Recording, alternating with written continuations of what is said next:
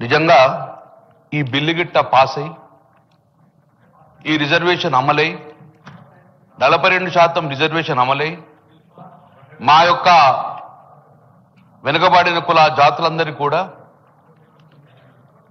రాజకీయంగా ఉద్యోగపరంగా విద్యాపరంగా 42% రిజర్వేషన్ వస్తే ఎక్కువ సంతోషపడిలో మొదటి వరుసలో వ్యక్తిని Gangula Kamalakar sir.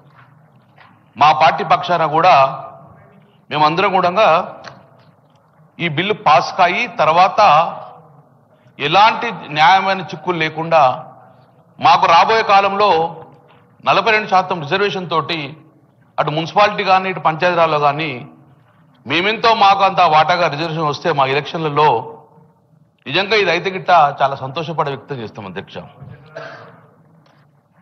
LP minister గారు కూడా ఒక మాట అన్నారు, మీరు సూచన సలహాలు ఇవ్వండి, గతంలో మీరు ఇచ్చారు, ఈసారి కూడా ఇవ్వండి అన్నారు. గౌరవ ముఖ్యమంత్రి గారు ఇక్కడ ఉన్నారు. ఆ రోజు కూడా మీరు మార్చిలో బిల్ పెట్టినప్పుడు బిల్ 3, బిల్ 4 పెట్టినప్పుడు సంపూర్ణంగా స్వాగతించినాం. సంపూర్ణంగా దాన్ని ఏకపక్షంగా అందరు నిర్ణయం చేసుకొని ఈ బిల్లు పంపిన అధ్యక్ష. ఆ రోజు కూడా మమ్మల్ని సూచనలు అడిగారు, మేము కూడా సూచన క్లియర్ చెప్పినాం. ఏమని చెప్పినాం క్లియర్గా?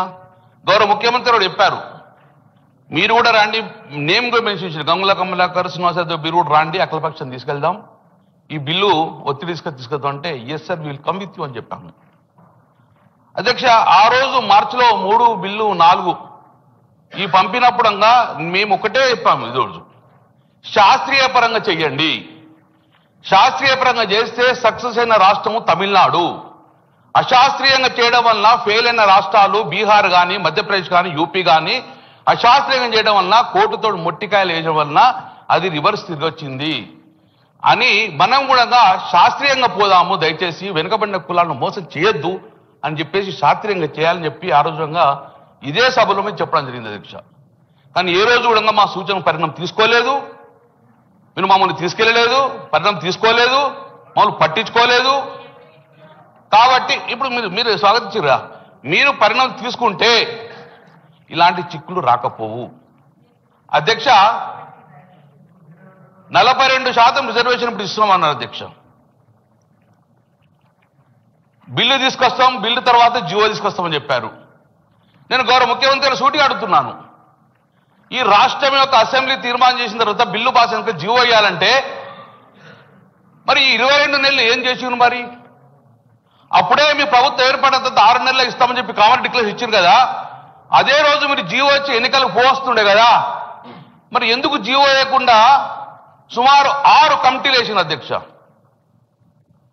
నేను ఒకటి వరుసగా మీరు చెప్తున్నా అధ్యక్ష, మీరు నిజంగానే ఈ రోజు కార్యక్రమం చేసే విధంగా అప్పుడే చేస్తే గిట్ట మీరు ఈ జియో నెంబర్ 26 తీసుకొచ్చారు.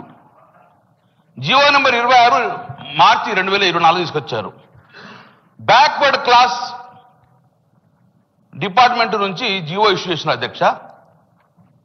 ఆ జియోలో క్లియర్గా రిజల్యూషన్ పాస్ చేసినాం, కులగన్న సర్వే చేస్తామని చెప్పేసి చేయడం అధ్యక్ష.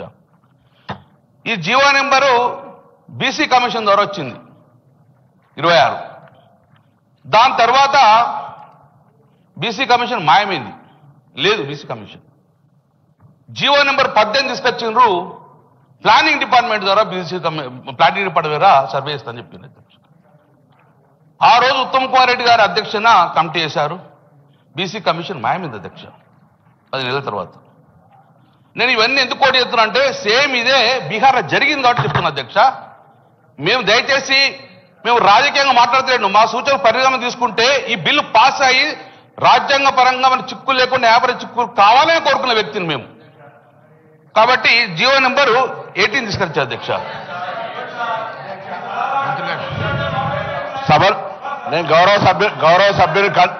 సభ్యుని కన్సర్న్కు ధన్యవాదాలు. బలహీన వర్గాలకు సంబంధించి వారి పార్టీకి సంబంధించిన కన్సర్న్ను ధన్యవాదాలు.